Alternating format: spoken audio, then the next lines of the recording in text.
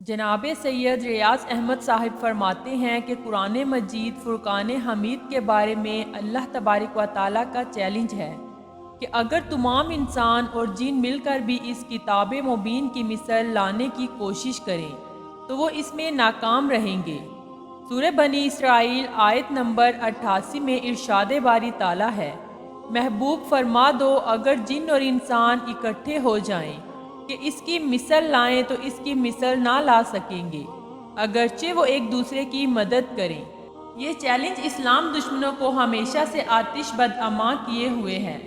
تاریخ گواہ ہے کہ مثل تیار کرنے کی کوششیں ہوئیں لیکن سب ایسی کہ قرآن مجید کی مثل تو کیا ہوتی، حق راہ بھی ثابت نہ ہوئی اور حلق خدا کی تہذیب کا نشانہ نہ بنی۔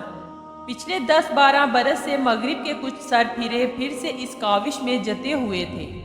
دنیا بھر سے چن چن کر کلاسک عربی کے ماہر اکٹھے کیے گئے کہ قرآن کا اصل کمال اس کی زبان ہی تو ہے۔ اس میں کامیاب ہو گئے تو مثل لانا کیا مشکل ہوگا۔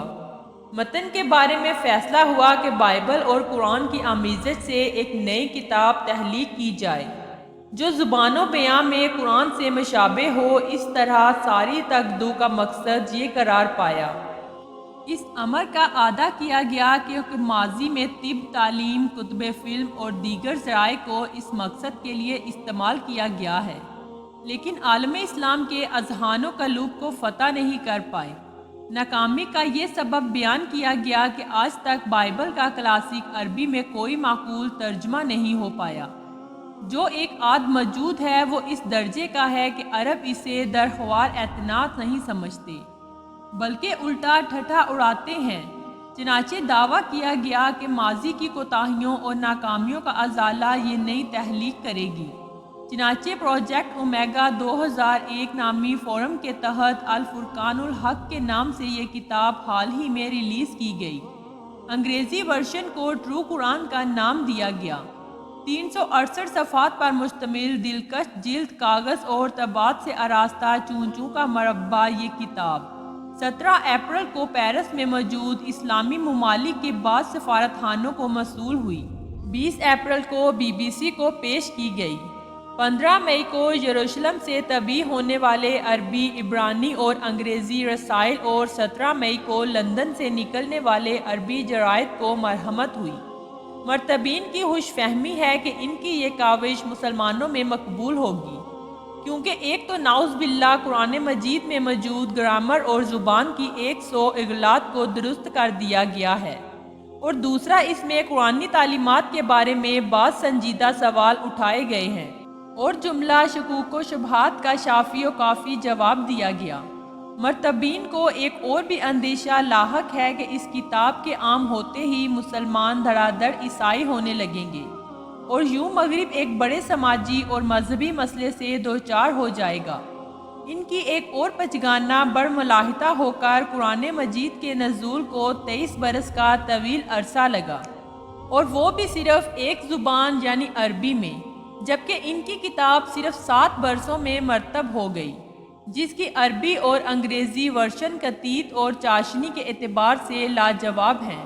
قرآن مجید کی نقل میں الفرقان الحق کو صورتوں اور ابواب میں تقسیم کیا گیا۔ 77 مذہبی، اخلاقی اور سماجی موضوعات پر بحث کی گئی، جن میں خدا، رسول، نماز، روزہ اور خواتین جیسے موضوعات شامل ہیں۔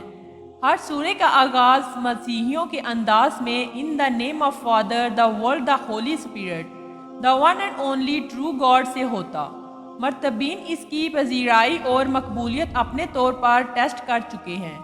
اس پروجیکٹ کی ایگزیکٹو کمپنی کے ایک رکن المہدی کے بقول انہوں نے ایک عربی دان بنگلہ دیشی کے سامنے الفرقان الحق کی چند آیات پڑھیں اور پوچھا کہ یہ کون سا کلام ہے، تو بولا قرآن حکیم اور کیا، مگر جب اسے حقیقت حال سے آگاہ کیا گیا تو اسے سخت صدمہ پہنچا۔ مرتبین اپنی دانست پر ایک شاہکار تخلیق کیے بیٹھے ہیں جس میں قرآن حکیم کے چیلنج کا جواب بھی ہے اور الہامی کتاب میں موجود زبان اور مضمون کی غلطیوں نعوذ باللہ کو بھی دور کر دیا گیا۔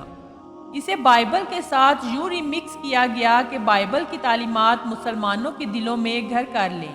لیکن ساتھ ہی ساتھ عالم اسلام کے امکانی رد عمل سے خوفزدہ بھی ہیں۔ شیطانی آیات والے سلیمان رشدی کے شب و روز ان کے سامنے ہیں کہ کیوں جان کر خاطر مارا مارا پھرتا ہے۔ اس نے تو محض ناول لکھی تھی، لیکن یہ تو نعوذ باللہ قرآن کی مثل لانے کے دعوے دار ہیں۔ پروجیکٹ اومیگا 2001 کے کرتا دھرتا اپنی تحلیق الفرقان الحق لانچ کرنے سے پہلے ذرا تاریخ میں جھانک لیتے تو شاید اس لاحاصل مشقت سے باز رہتے اور انہیں پتہ چل جاتا کہ نہ قرآن مجید فرقان حمید کے وجود کو ختم کیا جا سکتا ہے اور نہ اس میں تحریف ہو سکتی ہے۔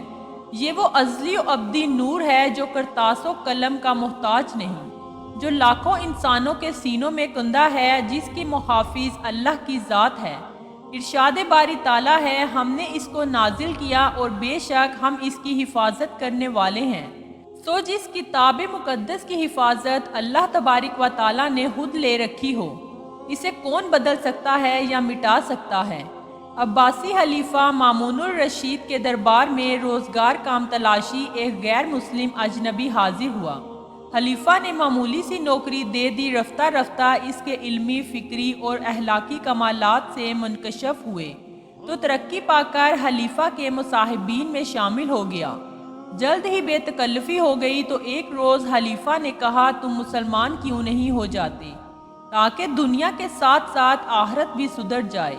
مصاحب چپکا ہو رہا تھا۔ چند روز بعد خلیفہ نے پھر اس خواہش کا اعادہ کیا تو مصوف نے پھر کوئی جواب نہ دیا، لیکن اگلے ہی روز ایسے غائب ہوئے کہ کوئی پتہ نہ نشان کہ زمین نگل گئی یا آسمان نے کھا لیا۔ خوب ڈھونڈا لیکن کہیں ہوتے تو ملتے۔ بلاخر سبھی مایوس ہو کر بیٹھ گئے اور بات ختم ہو گئی۔ ایک برس گزرا کہ موصوف اچانک لوٹ آئے اور آتے ہی اسلام قبول کر لیا۔ سب نے مبارکباد کہا۔ خلیفہ کے استفسار پر قبول سعادت میں 1 سال کیوں لگا؟ اس نے جواب دیا کہ اس دوران میں نے مختلف مذاہب کا امتحان لیا۔ اس مقصد کے لیے میں نے پہلے تورات کے 3 نسخے لکھے اور متن میں اپنی مرضی سے کمی بیشی کی، پھر انہیں یہودیوں کی بستی میں جا کر بیچ آیا، کسی نے کوئی اعتراض نہ کیا۔ پھر انجیل کے 3 نسخے لکھے، حسب منشا تحریف کی، انہیں عیسائیوں کے حوالے کیا تو خوش دلی سے قبول کر لیے گئے، کہیں سے کوئی آواز نہ اٹھی۔ آخر میں قرآن حکیم کے 3 نسخے لکھے اور چند آیات بدل دی، مگر جوں ہی انہیں مسلمانوں کو پیش کیا گیا تو ایک طوفان کھڑا ہو گیا۔ غلط آیات کی فوراً نشاندہی ہوئی اور کسی نے بھی ان نسخوں کو قبول نہ کیا۔